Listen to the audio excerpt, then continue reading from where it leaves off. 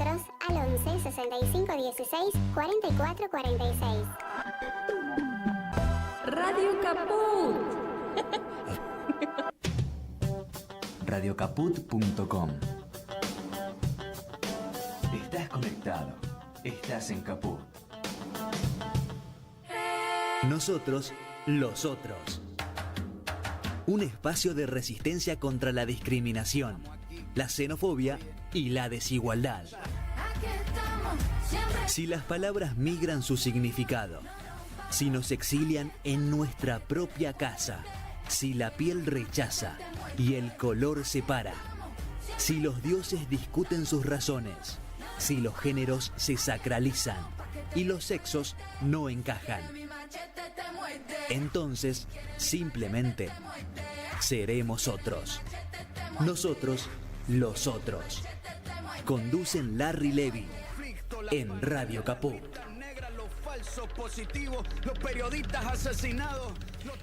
Es cierto que los modos de la puja fueron cambiando y van cambiando con el devenir del tiempo y básicamente por el desarrollo de la tecnología. La esencia de esas tensiones que dominan los modos de producción y acumulación no han cambiado a lo largo del tiempo. Podríamos decir que por momentos la historia suaviza los desequilibrios y produce ciertas mejoras en el acceso al bienestar de los sectores más retrasados. Pero desde principios de este siglo, en el mundo en general y hoy en particular, de un modo más brutal en nuestro país, las tensiones se van agudizando, generando una acumulación desmedida e irrazonable de la renta del trabajo en pocos, en desmedro de las mayorías. En los países no centrales, como el nuestro, esos cambios se sienten con mayor intensidad porque el famoso estado de bienestar liberal de posguerra llegó tarde y se esfuma con mayor facilidad. En la Argentina de Milei, todas estas tensiones propias del capitalismo se manifiestan con mayor brutalidad porque los grupos prebendarios del poder local lograron instalar en la superficie a intermediarios que responden fielmente a sus ideas feudales de saqueo. Lograron armar una constelación, lo hicieron pacientemente, hilvanada con los pliegues virtuosos de una justicia amañada y un aparato de comunicación que solo amplifica y promociona sus intereses parasitarios. No quieren destruir el Estado, quieren vaciarlo de contenido y usarlo solo para ellos. De anarco-libertario nada, de neoliberal menos, a lo mejor neoconservador, en esencia nada nuevo, un programa de saqueo en formato de shock, de brutal transferencia de los recursos de muchos al bolsillo de unos pocos. Y una fuerte extranjerización de la economía. Si quieres mi machete te muerde. Si quieres mi machete te muerde. Bueno, y estamos hoy para hablar de trabajo, básicamente esa era la intención de las palabras de este inicio de Nosotros los Otros, y para eso invitamos a dos personas muy jóvenes en dos lugares muy significativos. Acá Matías me dice más o menos joven. Sí, muy joven. muy más o menos. No, son realmente muy jóvenes comparado con quien conduce. Dina Feller es la voz femenina que escucharon y que están viendo a mi derecha, que es coordinadora internacional de la red sindical LATAM ITF. Me vas a explicar qué es ITF después. Igual eso quedó en el pasado. Ya te dije, conseguí trabajos mejores.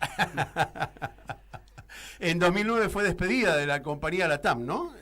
Como tripulante de cabina y contratada nuevamente durante la huelga de 2010. De 2010 a 2013 trabajó en la comisión directiva del sindicato. Estamos hablando del sindicato de aeronavegantes, ¿no? Sí, mal llamado la AAA. Uy, qué feo. Y a mi izquierda, Matías Cardone, que es periodista, es columnista deportivo y es delegado de la editorial Perfil en Cipreva, que es el sindicato de prensa de Buenos Aires, que reemplazó con el tiempo a otro sindicato que era de mi época, que era la UTBA, mucho más combativo Cipreva, con mucha más presencia en el ámbito de los sindicatos. Bueno, muchas gracias a los dos por venir, y mientras preparábamos este programa, un ratito antes de salir al aire, les decía a los dos que en principio me gustaría tener un panorama desde el punto de vista de ellos de la actualidad laboral, no específicamente del gremio o a la actividad que ellos pertenecen, sino, esto lo tomé porque tuve una charla con Matías otro día, en otro momento, donde él hizo una aclaración que me pegó fuerte, ¿no? Es decir, a los tipos como yo, que hace 40 años que estamos en el periodismo, decir que se cambió toda la forma de transmitir, bueno, nos deja un poco descolocados por la forma, por los modos de lo que nosotros pensábamos que era el periodismo. Hoy el periodismo dejó de ser aquello que teníamos en la mochila y bueno, tiene un formato diferente, más corto, más que mochila diría que hoy es apenas una riñonera, como para hacer una analogía. Matías, te doy la palabra ahí inicial para que me cuentes cómo es, no específicamente el periodismo, pero este cambio rotundo en la forma de trabajar, la forma de acumular capital y la necesidad de menos gente laburando, ¿no? Y me parece que, bueno, vos introdujiste muy bien el tema. Yo vengo pensando hace tiempo, desde que milito en el movimiento sindical, que el gran problema que tiene Argentina, y lo engancho de un exfuncionario alfonsinista, pero que fue historiador también, como que es Juan Carlos Torres, que dice que en 2001 se partió el mercado de trabajo, incluso en los 90. Ese mercado de trabajo partido tiene consecuencias que fueron profundizadas con la digitalización. Hay un mercado de trabajo partido ya hace más de 30 años, que hay un gran porcentaje de las compañeras y compañeros que trabajan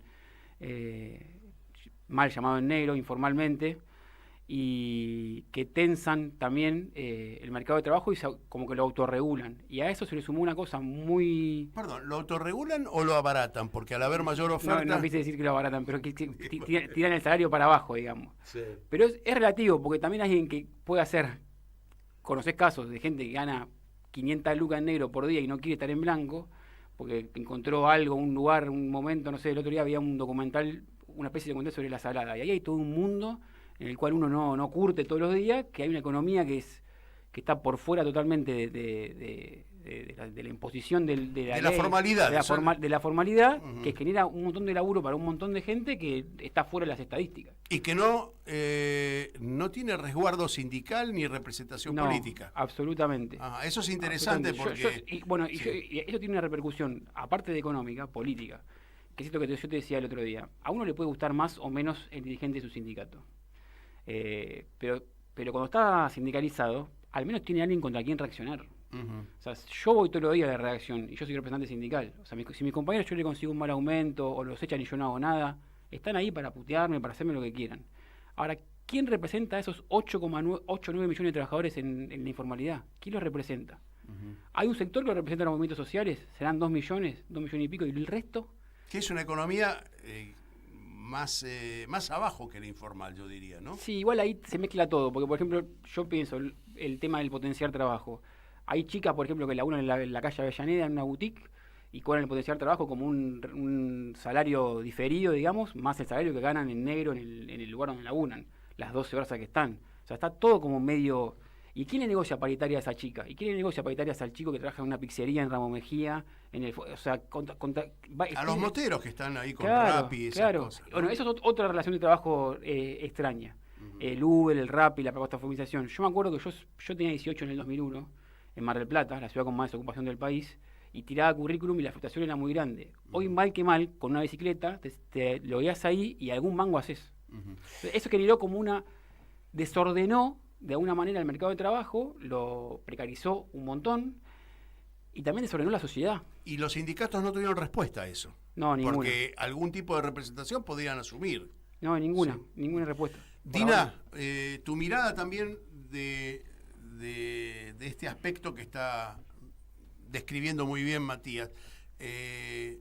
Vos venís de un sindicato que podríamos decir que es un sindicato un poco de lujo, pero de lujo porque la gente tiene la percepción simbólica de que ganan mucha guita las azafatas, los comandantes uh-huh. de a bordo, qué sé yo, que es un rubro donde se gana muy bien, uh-huh. Pero no, tiene sus bemoles que no es tan así, ¿no? Es decir, es desordenado también la forma de trabajar en la vida de los aeronavegantes, por llamarlo así. Pero dame una mirada de todo, de tu mirada de todo el espectro laboral. No, voy a lo último que dijeron, que es que los sindicatos no tuvieron reacción. Y yo creo que no reaccionar es una reacción. Que la omisión de una política sindical activa a organizar y a mejorar las condiciones de trabajo y de vida de aquellos trabajadores y trabajadoras de la economía popular que mayormente son mujeres, que mayormente son marrones, que son muy nosotros los otros en eso, nosotras las otras, es una respuesta, y es una respuesta que nos interpela desde el sindicalismo. Para mí es un certificado de pobreza intelectual no haber estudiado esto a sabiendas de que desde el 2000, o como dijo Matías, antes ya hubo un quiebre en la forma de trabajo, en el modo de producir, en el modo de acumular, ¿sí? Me queda gusto a poco con la pobreza intelectual, porque a mí me parece que hay una... ¿Querés ser más mala? Te dejo ser sí, más ¿puedo? mala. Sí, claro. Para eso me invitaron. Claro. No, pero me parece que hay una decisión política atrás de no organizar, no permitir que, no sé, traigo el ejemplo, ¿cuántas veces intentó el gran sindicato de la economía popular de la UTEP y de otros sectores de los movimientos sociales que sí están organizados, integrarse dentro de la CGT y no tuvieron una respuesta positiva? Esto es una cuestión que es institucional. Y después ver que esto, gracias a mi trabajo por el mundo, he aprendido cómo otros países sí han construido puentes entre los trabajadores de un sector más precarizado, informalizado, casualizado, y los formales, y los sindicatos y las confederaciones han cambiado sus estructuras para representarlos y han generado espacios de diálogo social, de intercambio en los niveles más diversos, desde la protección social, la cobertura de salud, la educación, y lo hemos visto en otros lugares del mundo donde la economía informal es 80%. Igual no te voy a dejar, por cuestiones ideológicas, decir que todo el mundo sindical ha reaccionado del mismo modo. Hay sindicatos, que es cierto, que son muy grandes, muy pesados, donde se sientan los gordos, que sí no reaccionaron. Pero, a ver, si yo digo que si prueba, y acá lo tengo a Matías a mi lado, es cierto que va a tener críticas seguramente con el mismo gremio, pero no podemos comparar la combatividad de un sector que está mucho más precarizado que muchos otros sectores. Y digo, a ver, si centralizamos solamente los tres gordos de la CGT, estamos en el horno. Y no solamente estamos en el horno, sino vos nombraste el mundo. Y yo quiero decir, a mi criterio, y también algo he viajado, quizás no como vos, y el movimiento sindical argentino es un movimiento sindical que hasta hace 20, 30 años era modelo. Y creo que es importante destacarlo, porque creo que hay que volver. Y muchos sindicatos pequeños que tienen una representación mucho más combativa que los DAER o los... Pero me engancho con algo que decís vos, Larry, porque me parece que hay algo político histórico que no podemos zanjar.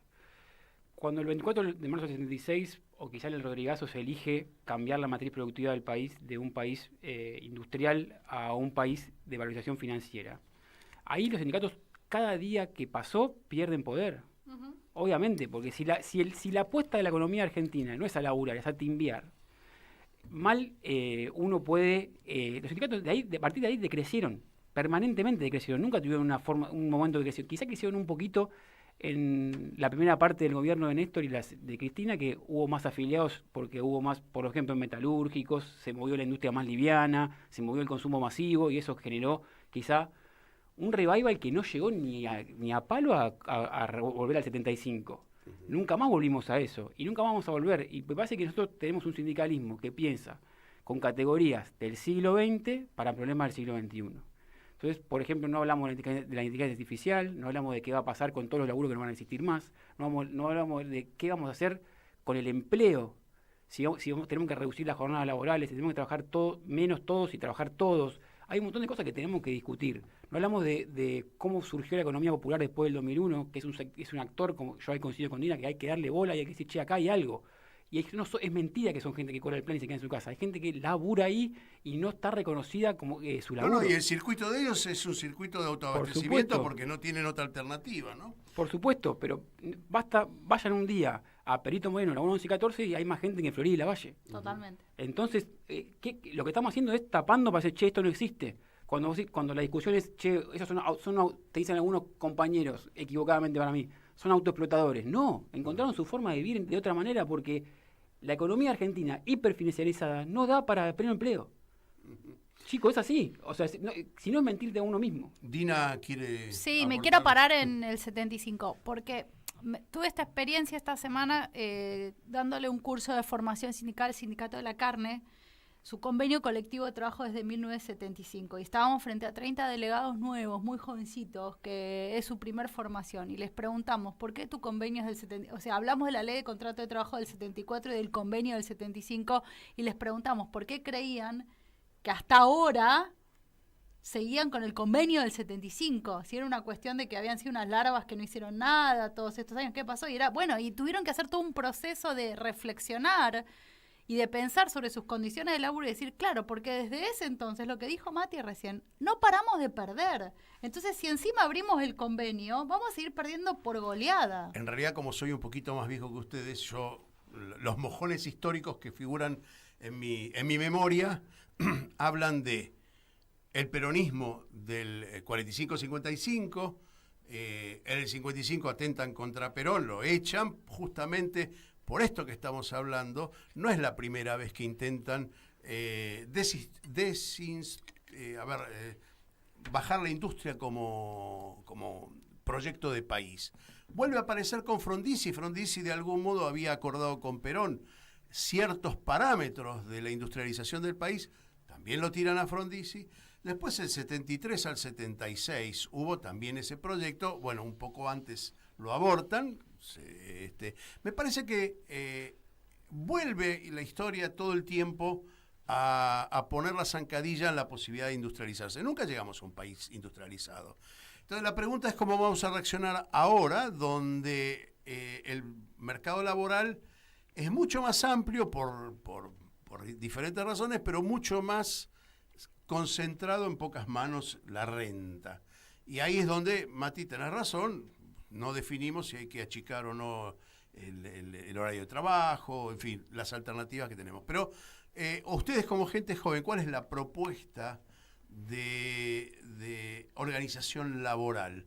Porque del otro lado juegan también, ¿no? Es decir, los industriales. Yo lo dije, ¿no? Los que acumulan el poder en este momento no les interesa un país industrializado, les interesa seguir siendo prebendarios de un Estado fallido, como dice Hernán Brienza por ahí, que Argentina es un Estado fallido. Y me parece que lo que tenemos que repensar no es la estructura sindical, si es buena o es mala, sino hay que sentarse a trabajar sobre el trabajo, qué queremos como país.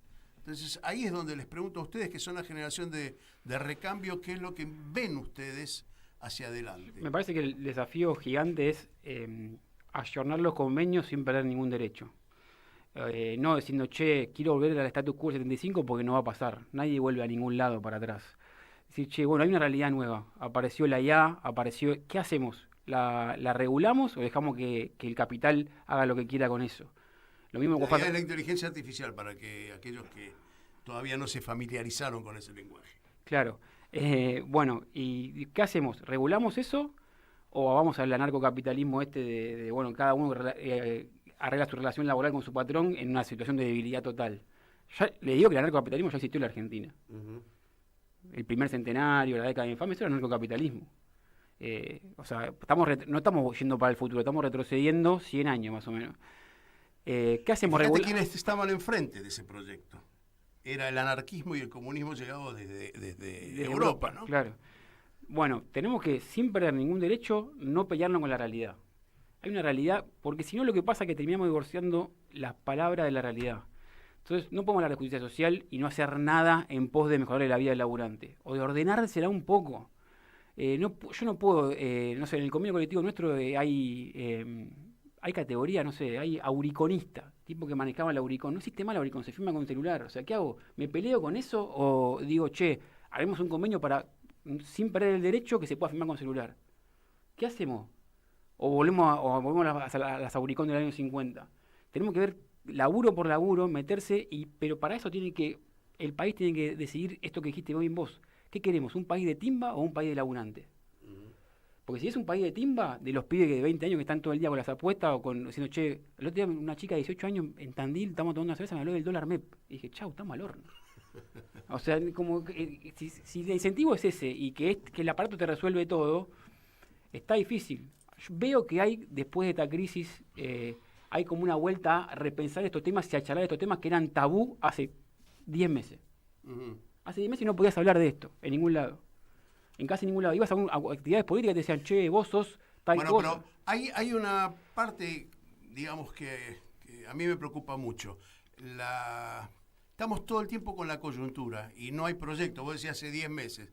Todo lo podríamos haber discutido hace 5 años, Sí, 10 sí. años, y todavía nos queda por discutir otros 5 o 10 años. Es decir, digo, a ver, no miremos la foto, miremos toda la película, porque si no nos vamos a tomar decisiones equivocadas y las tomamos en la inmediatez. Vos, Dina, yo te voy a sumar a vos un peso importante, porque algo que no está resuelto tampoco en el discurso de la gente, que es el trabajo, la igualdad en el trabajo, la igualdad de género en el trabajo. Y me parece que también es un tema que parece nimio, se acusó de progresista, pero no fundamental.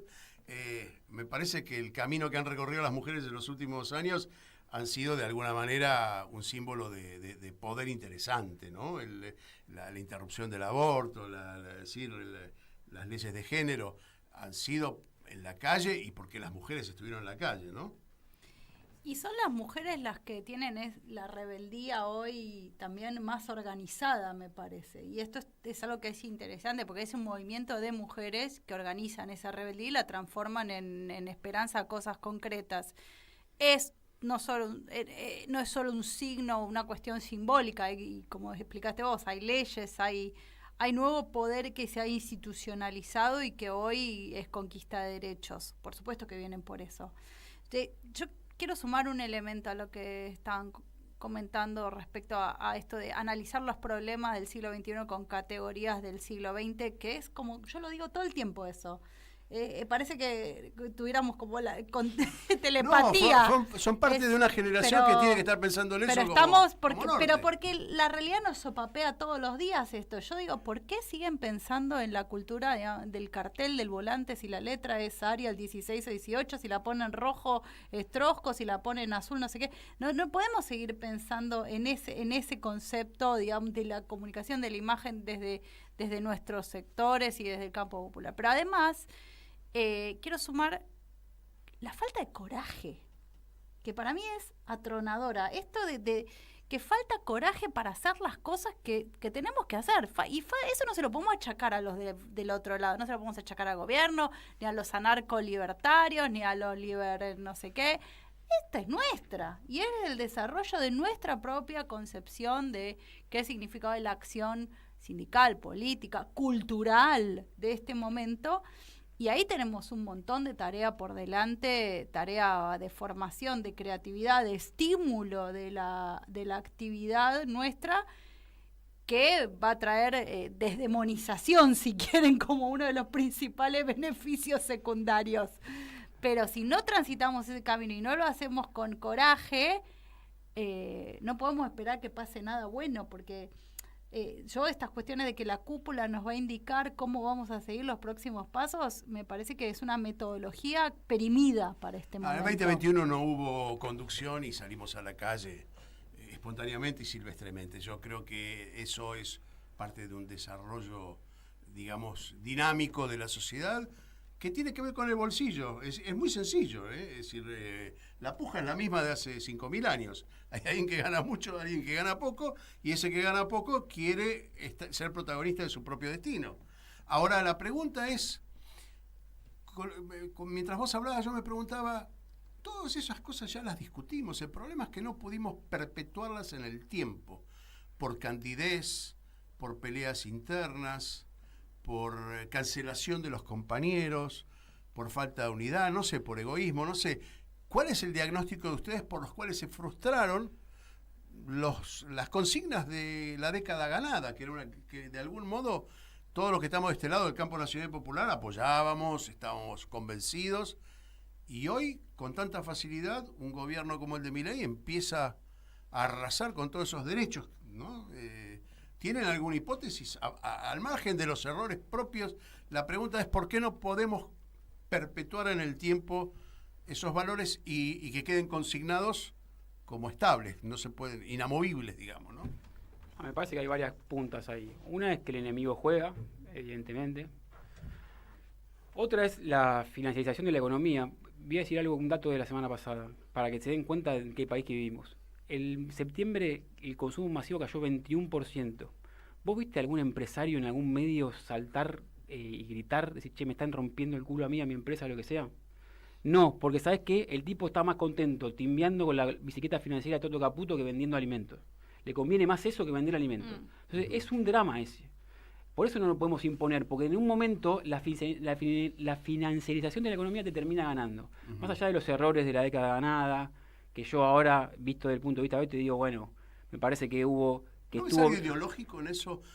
Con algunos amigos hicimos hincapié en eso que estás diciendo y dijimos dos cosas. Es cierto que los empresarios argentinos pagaron un precio muy alto por decir yo no voto al peronismo. Digo el peronismo simbólicamente porque tiene que ver con el movimiento nacional y popular. Sí. Me gusta que estén mirando al piso, entonces a mí no quiero votarlos, no los voy a apoyar. Y cuando vos les decís, pero ustedes ganaron más guita en la década ganada, ganaron más guita, y te dicen no importa, ¿sí? Eso es un rasgo ideológico, ¿sí? Y por otro lado, algo que dijo acá, y lo repito casi en todos los programas, Ricardo Aronskin dijo, tenemos una clase empresarial extremadamente bruta, ignorante. Y parasitaria también. Bueno, desde ya, yo lo digo como prebendario y parasitario. Y tu mirada de este tema de perpetuar los derechos, de hecho no tenemos Ministerio de la Mujer ya. No tenemos ministerio y no creo que volvamos a tenerlo por un buen tiempo también. Yo soy muy optimista para abajo en esto porque veo que necesitamos construir eso y que en algún momento sea un ministerio, pero que se haya conquistado también y que se valore y que después se pueda sostener, porque si no te lo vuelan al primer sillazo. Estos procesos llevan tiempo, tienen retroceso, pero desde que, voy a ir a otro ejemplo, desde que las mujeres podemos votar, no hubo retroceso, ¿verdad? Seguimos votando. O sea, yo creo que hoy está en riesgo el voto femenino. Epa. A ver, con ese riesgo me lo vas a explicar después de la pausa. Martín Loza, nos conducís a la pausa y enseguida volvemos con nosotros los otros. Enseguida volvemos con Nosotros los otros. En Radio Caput. Mandanos un WhatsApp. Mandanos zaraza y noticias. 11 65 16 44 46. Mientras cocinas, puede estar apostando. Aunque no lo veamos, pasa. Empecemos por conversar. 0800-222-5462. Municipio de Morón, Corazón del Oeste. Solidaridad, voluntariado y asociativismo. Anoche soñé contigo. Proyecto colectivo. El programa radial de Asociactiva. No estaba durmiendo. Subite al bondi de la solidaridad. Qué lindo que soñar. Soñar no cuesta Proyecto nada. colectivo. Solidaridad, voluntariado y asociativismo. Subite al bondi de la solidaridad. Proyecto colectivo. Los jueves a las 5 de la tarde. En Capó.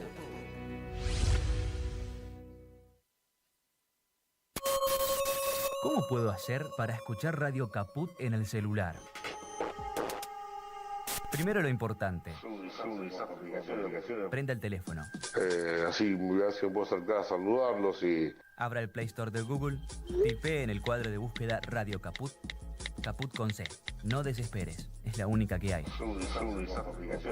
Toque el botón instalar y espere unos instantes. La aplicación de Radio Caput ha sido instalada exitosamente. Busque el icono en su celular. Los quiero mucho, los aprecio y los admiro mucho, lo que hacen, los felicito. Y podrá escuchar la única y reemplazable programación de Radio Caput. Sería un placer para mí, realmente. Radio Caput. Manda un mensaje de WhatsApp al 11 3205 8813. Infosiberia. Las noticias en tu celular. Manda un mensaje de WhatsApp y recibilo gratis todas las mañanas. Infosiberia. Las noticias en tu celular. Seguimos en Radio Caput con Nosotros los Otros. Estamos aquí. Seguimos aquí en Nosotros los Otros con Dina Feller. Sí, sindicalista, puedo decirte. Porque Sí. y Matías Cardone también sindicalista. Pues, No es mala palabra. No, porque, a ver, el sindicalismo tiene un significado simbólico muy particular y, bueno, hay resistencias a eso, ¿sí? Yo creo que hay que volver a reformular la cuestión simbólica y volver a poner el acento que la organización de la sociedad contempla no solamente lo formal político, sino aquello que disputa lugar en las categorías de desarrollo social. El sindicalismo para mí es fundamental, y a pesar de toda la propaganda que hacen del otro lado. Dina, nos dejaste, a mí por lo menos, me dejaste pensando antes de la pausa, ¿qué es esto de que tenés miedo de que se pierda el voto femenino? ¿Cómo es eso? Sí, creo que el voto femenino está en riesgo cuando la democracia está en riesgo y eso es lo que estamos viviendo. Por supuesto, el voto de todos los grupos sub o infra representados en esta democracia de baja intensidad o bajo ataque que estamos teniendo. El voto de las mujeres está en riesgo, el voto de los colectivos LGBTIQ+, está en riesgo, el voto de las personas de color está en riesgo, porque todos los que tenemos brechas y desigualdades más o menos extremas, pero brechas al fin, tenemos menos acceso a la democracia que se está volviendo cada vez más sectaria, excluyente y oblicua para los privilegiados de siempre. Te dejo pensando, vos pensás que hay democracia, pero déjame que le pregunte a él algo que hablamos en la pausa. Hablaste de identificaciones, ¿no? Yo hacía un comentario con respecto a Milei y habíamos llegado los tres más o menos a estar de acuerdo en que Milei no es supremacista en términos de racismo, algo que yo escuché esta mañana en la radio de nuestro amigo Hernán Brienza, que decía que Milei, a cambio de Macri, no es supremacista blanco en términos de racismo. Y vos hablaste de identificaciones, ¿no? Matías, ¿cómo es esto de que decías vos que tu tía de Mar del Plata, por ponerla en un lugar? Ponía un ejemplo que, dale. Digo que me parece que para mí no hay una linealidad en el fenómeno Milei. O sea, se juntaron muchas cosas. Yo creo que la pandemia tiene mucho que ver. Cuando vos encerrás mucho tiempo a alguien que está solo, se rompe y busca otros rotos. Entonces, como que eso es lo nuevo, digamos. Hay algo, hasta si se quiere, psicoanalítico ahí. Pero yo digo que la identificación con estos personajes es simple. Dije un ejemplo maravilloso. Mi tía Mar del Plata es más parecida a Karina Milei que a Cristina Kirchner. Entonces, la siente más cercana. Y hoy, en este tema de las redes sociales que te generan esa falsa cercanía y esa identificación más fácil, digamos, es más sencillo. Antes vos al político, al deportista lo mirabas por las revistas y los diarios, o sea, conocías la foto, ahora lo tenés ahí, ¿viste? Como que no hay, están todo el tiempo en vivo las 24 horas. Me parece que hay una identificación de ciertos sectores de la sociedad, incluso de los sectores medio bajos y bajos, que con ellos, como que podríamos ser nosotros. La política se profesionalizó tanto, se emprolijó tanto, que, ¿viste? La gente no es prolija. O se unificó en términos de disciplinamiento también, se ve porque hasta cualquiera puede subir. Se ve hasta la vestimenta. Todos los muchachos de saquito azul, camisa celeste, ahora sin corbata, porque alguien puso que es sin corbata. Es como que cortó todo la misma tijera. Vos hablás saco azul, pantalón gris, y yo te agrego mocasines y nos volvemos entonces a los 70 y a Tacuara, que eran los que militaban en la Facultad de Abogacía. Es muy particular lo que está diciendo. Está bien, digamos, que miremos esas cosas porque son parte de... No van a cambiar nada, solamente es para mirar, para hacer un análisis propio, si chicos... No, es un análisis estético también. ¿Contra quién nos estamos enfrentando? Claro. Y en ese análisis estético es donde te pregunto a vos y te dejé pensando, ¿Estás segura que es democracia? ¿Que esto es democracia? Estoy segura que es democracia. No sé si es la que me gusta a mí, pero acá llegaron con el voto popular, todos nosotros contamos los votos, seguramente habremos fiscalizado y habremos dicho, ganó. Entonces te pregunto, ¿la democracia es el mejor sistema? Es el único que yo conozco. Estamos en problemas entonces. Es el único que yo conozco. Ahora, Entramos en una crisis de pensamiento interesante. tenemos un montón de ideas, de cómo se ejerce, de cómo se desarrolla, de cómo se despliega, de si es realmente igual para todos y todas. Lo que seguro te puedo decir es que hoy no la cambio por un sistema alternativo porque todo lo que veo disponible va para peor. Por ejemplo, ¿qué ves disponible? Y veo disponible países donde la democracia está mucho más asediada por corporaciones, por el extractivismo, que nosotros vamos en esa línea, pero que está mucho más debilitada y condicionada. ¿Vos pensás que Italia está más condicionada a la democracia que lo que está acá? ¿Francia? Los países europeos, te quiero hacer una aclaración respecto a los países europeos. Los países europeos con el proceso de la Unión Europea y las exigencias que tuvieron para lo que son también sus tratados de libre comercio y poder entrar incluso en la OTAN, tienen ciertos parámetros y estándares de inclusión, de participación, que nosotros ni siquiera leemos la checklist que ellos traen. Entonces me parece que, no sé si son comparables en ese sentido, porque ellos forman parte de la comunidad de etnocéntrica de Blanco Rico por algún lugar donde se posicionan como los dueños de sí mismos y los dueños del resto, con criterios bastante restrictivos, pero al mismo tiempo tratando de sostener algunos elementos del estado de bienestar que nosotros dejamos en el camino. Bueno, me agarro de algo que dijo Dina, porque Dina, antes de decir todo eso, que yo estoy bastante de acuerdo, dijo democracia de baja intensidad. Y también estábamos hablando antes de por qué no podemos sostener un proceso en los años. Yo llegué a la conclusión en estos últimos años de que por dos cosas, yo que me autopercibo peronista, digamos. Nos olvidamos de dos factores claves. Uno es la construcción de poder popular. Entonces, una democracia sin construcción de poder popular y sin organizaciones libres del pueblo da esto. Democracia liberal, que si está subsidiada como está en Europa funciona. Claro. Si no está subsidiada como está en Europa es Haití. Sí, y en el medio... O sea, porque hay que compararse con esos países, no con Europa. Eso, yo iba a decir, traigo la comparación al vecino Chile. Claro. ¿No? Donde democracia liberal da eso. Me encanta ver eso, porque es un proceso que decís, bueno, en 17 años de dictadura, plebiscito, todo, y salieron exactamente igual que el día anterior, o sea, despojados, privatizados, sin educación pública, con los servicios, todo, o sea... ese es el modelo al que vamos. Realmente lo que sí es interesante es que hoy estamos atravesando, yendo en esa transición, lo vemos con el conflicto de las universidades y de la educación, ¿no?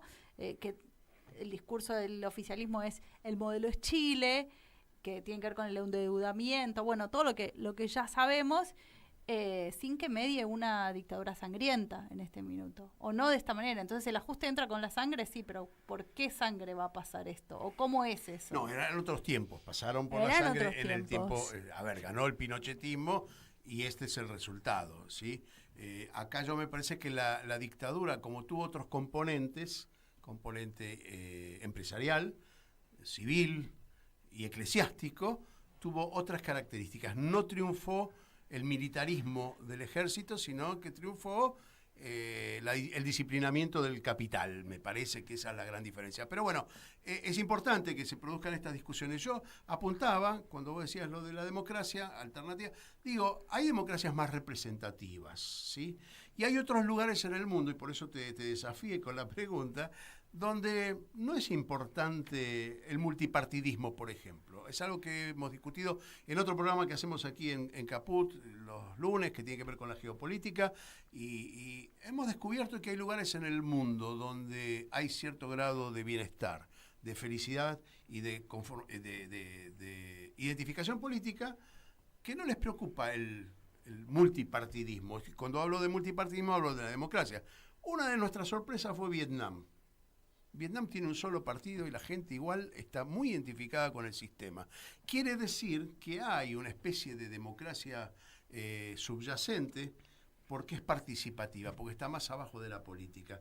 Y les pregunto a ustedes dos si piensan, ambos dos son sindicalistas, por lo tanto es importante ver si en los estamentos medios, no estoy hablando ni de diputados, ni de senadores, ni de gobernadores, estoy hablando de instituciones, puede ser los sindicatos, pero pueden ser otras organizaciones medias que tengan peso político, que tengan decisiones políticas, ¿sí? Lo que se llama democracia participativa. ¿Ven algo en eso como alternativa?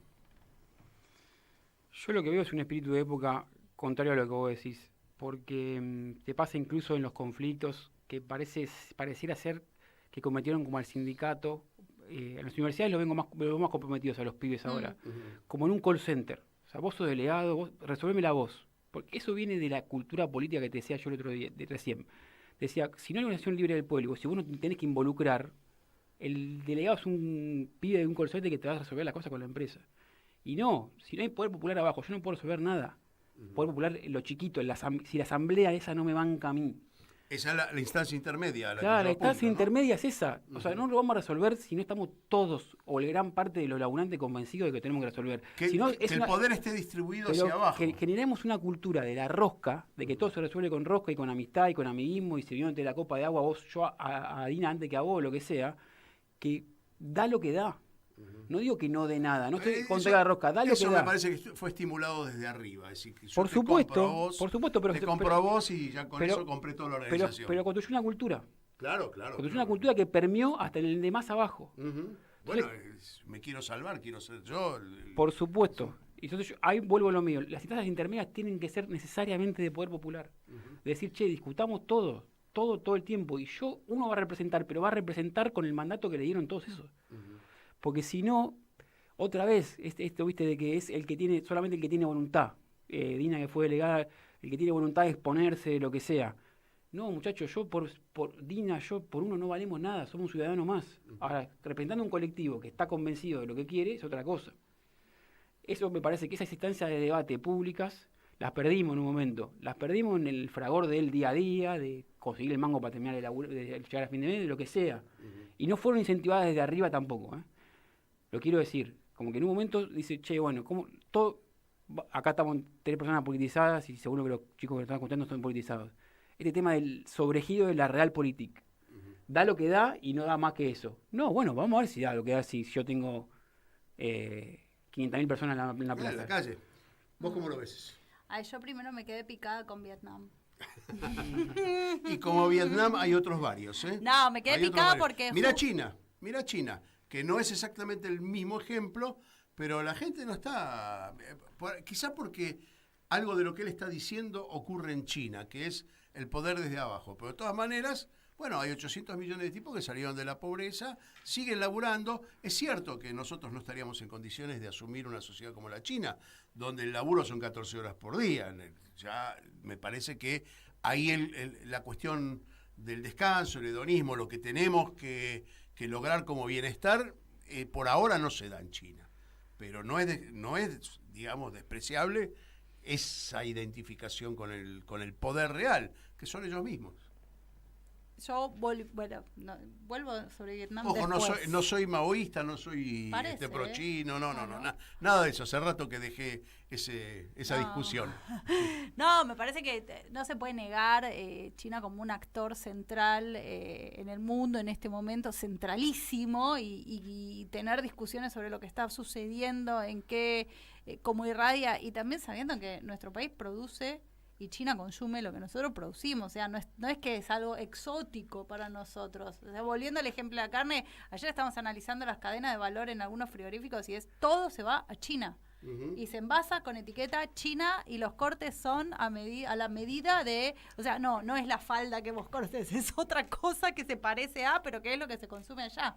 Y así estamos todos. O sea, eso me parece que también habla de cómo ignoramos mucho de lo propio que hacemos en este momento y también poner valor al laburo que dice, lo que dice Mati, ¿no? El laburo de comprensión profunda de lo que estamos produciendo, para qué, para quién y qué nos viene a nosotros de eso y cómo podemos beneficiarnos en términos más comunitarios decir, bueno, no solo somos una tierra de sacrificio donde se van las cosas, se saca todo lo que se necesita y lo que queda acá es un despojo. El extractivismo. Sí, el extractivismo, pero también el extractivismo en términos de lo que pasa a nivel de lo agropecuario, o sea, de esto de la primarización absoluta de la economía y qué rol tenemos como personas politizadas en contagiar al resto, en ser realmente contagiosos y entusiastas, o sea, no ser un bodrio, ser atractivos en lo que decimos, convocantes, interpelar e incomodar a los que nos ponen la pata encima en serio, y es parte del desafío de nuestros tiempos. El proyecto de este gobierno es la violencia, así que tenemos que también tener una mirada... Totalmente. ¿sí? Nos quedan 10 minutos y quiero aprovechar esos 10 minutos para incursionar en cada uno de los rubros de ustedes, como representantes sindicales o como interesados en la organización sindical. Matías, el desarrollo del periodismo ha cambiado rotundamente. Yo lo dije antes, quedé con la mochila y no con la riñonera de la profesión, y te pregunto, ¿cómo ves en términos conceptuales y políticos lo que es la prensa, la comunicación, y en términos políticos también, ¿sí? ¿Cuál es tu mirada? ¿Qué es lo que debería ocurrir de aquí en más con lo que tenemos? Por supuesto, no esta concentración empresarial que evidentemente no construye la realidad. Me parece que hay también un tema que hay varias tensiones que yo no sé mucho cómo se resuelven, pero están ahí y hay que verlas. Déjame que te haga una aclaración. Es fantástico lo que acabas de decir, con una honestidad intelectual maravillosa. Desde que empezó este programa este año, esta temporada, no los años anteriores, propuse que las cosas que se tiren acá arriba de la mesa no sean terminantes, que no signifiquen la resolución de nada, sino que sea el comienzo de un debate. Y acabas de reforzar esta idea. No sé cómo se resuelve. Y eso es una maravilla, poder debatir en esos términos. Cuando alguien te dice, la verdad que no tengo la solución. La solución no la tengo, lo que sí veo es que hay bastantes tensiones. Una tensión es lo que te hablamos en otro programa del modelo de producción, cómo cambió, esto de la noticia en serie para la web, de un fordismo de noticias, eso es una.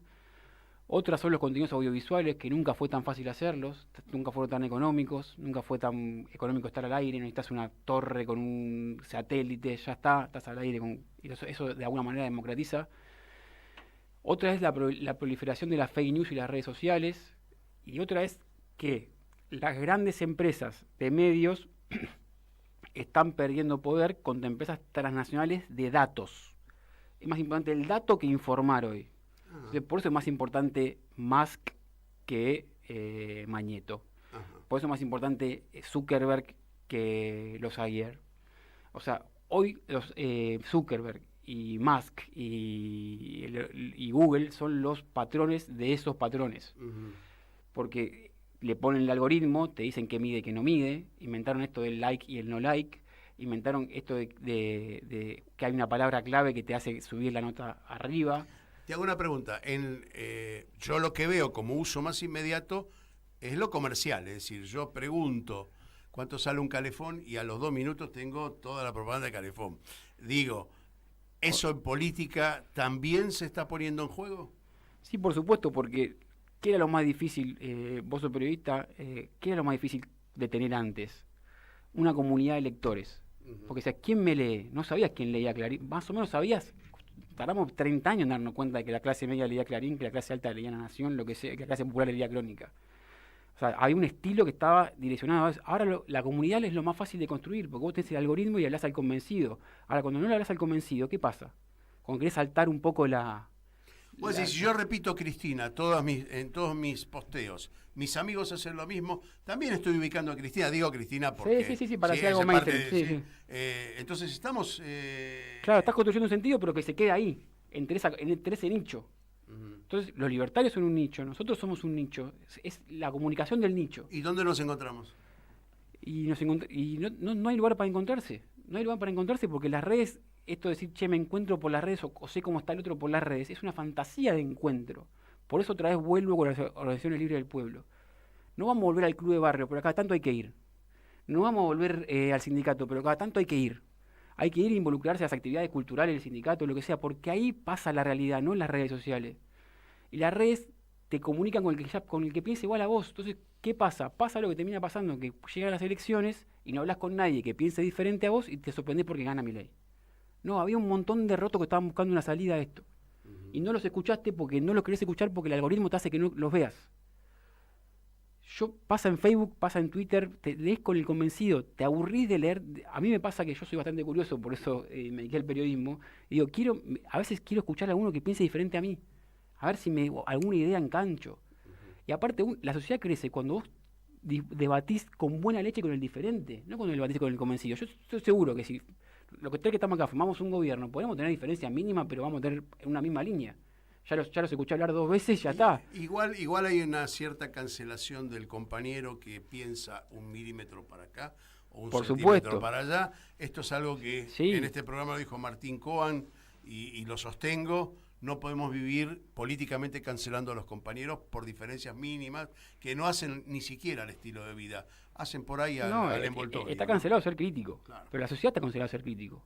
Está cancelado decir es más complejo. Che, mirá, es más complejo que blanco o negro. Chau, estás afuera, porque no le garpa al algoritmo tampoco eso. Dina, ¿qué pasa con el transporte aéreo? Bueno, es bastante parecido a lo que está pasando con Elon Musk y Magneto, si queremos traerlo a la, digamos, a escala local. Pero sí, realmente va pasando eso. ¿Qué va pasando? Que hay ya desde hace 4 décadas cada vez más concentración en la industria. Empezaron primero en los 90 las alianzas entre compañías a fortalecer presencia. Se hicieron 3 grandes alianzas a nivel global, que una era OneWorld, SkyTeam y Star Alliance, donde se concentraban las grandes empresas cuando todavía la mayoría de esas empresas eran de capital público. Aparecieron en el mercado también en paralelo los gigantes del Golfo a competir. Y ahí operaron mercados cerrados, defendiendo sus intereses, como la Unión Europea. Y ahí te pregunto, las líneas de bandera, ¿cómo las calificás hoy? ¿Son viables, no son viables? Son perfectamente viables. Dale. De hecho, las mejores líneas aéreas con mayores premiaciones a nivel global son líneas de bandera y son de capitales estatales. Caso Singapore Airlines, caso Qatar Airways, Emirates. No están privatizadas, pertenecen al Estado de esos países y se financian con fondos públicos. Y voy un paso más, líneas aéreas privadas, las principales en Estados Unidos, reciben subsidios en tiempos de paz y de guerra, en tiempos de crisis y en tiempos de prosperidad, variables, pero reciben subsidios de distinto tipo. En Europa también existen políticas de subsidio, depende de destinos, depende de épocas del año y países. Y todo esto está dentro de lo que es la industria hoy. Pero lo que pasa en este momento, que ya estamos en un salto más de la concentración, es que hoy los dueños de todas las líneas aéreas son los fondos de inversión, que son los dueños de todo. Entonces tienen una línea aérea, tienen, por ejemplo, Oaktree o BlackRock, tienen líneas aéreas, empresas hidroeléctricas, petroleras, productoras de laboratorios, telecomunicaciones, satélites, son los dueños de todo, incluida la línea aérea. Entonces son esos timberos los que deciden quién, por cuánto y a dónde volamos. Dina Feller, Matías Cardone, gente joven, aunque ellos digan que no, se sientan un poco más viejos. Yo digo que es la generación del recambio. En el ámbito sindical, pasaron por nosotros los otros, quizás despertando en nosotros, los que como yo, digo, cargamos mochilas y no riñoneras, cuestionándonos una forma de mirar, de analizar la política, de analizar el sindicalismo, y quizás sea el encuentro entre los jovatos como yo y los jóvenes como ellos, que podamos por lo menos darles a nuestra gente bienestar. Gracias por haber estado aquí en Nosotros los Otros, a los dos. En algún momento los vamos a volver a invitar, ¿sí? ¿Un consejo de viaje, Larry? Dale. Viaje liviano. Viaje liviano. Un abrazo grande. Martín Loza, muchas gracias ahí detrás de los controles. Nos encontramos nosotros la semana que viene aquí. Nosotros los Otros, jueves 16 horas. Aquí estamos.